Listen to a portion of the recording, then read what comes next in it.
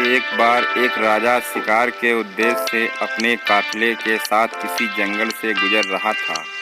दूर दूर तक शिकार नजर नहीं आ रहा था। वे धीरे धीरे घनघोर जंगल में प्रवेश करते गए।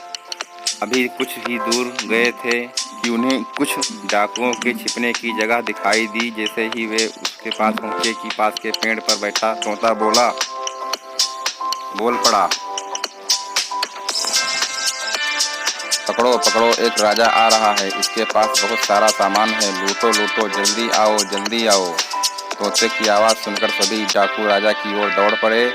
डाकुओं को अपनी ओर आते देखकर राजा और उसके सैनिक दौड़कर भाग खड़े हुए।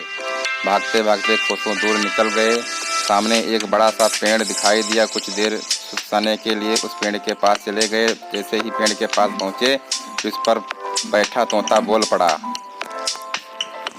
आओ राजन, हमारे साधु महात्मा की कुटी में आपका स्वागत है।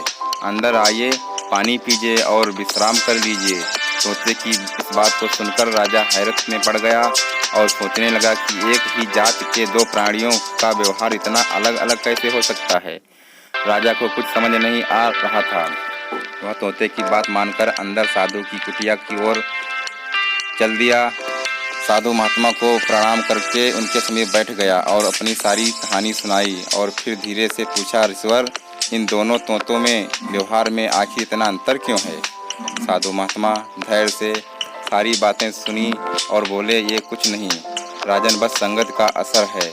डाकुओं के साथ रहकर तोता भी डाकुओं की तरह व्यवहार करने लगा है और उनकी ही भाषा बोलने लगा है। अर्थात जो जिस वातावरण में रहता है वह वैसा ही बन जाता है। कहने का तात्पर्य यह है कि मूर्ख भी विद्वान के साथ रहकर विद्वान बन जाता है और अगर विद्वान भी मूर्खों के संगत में रहता है तो वो उसके अंदर की मूर्खता आ जाती है। इसलिए हमें संगत सोच समझकर करनी चाहिए।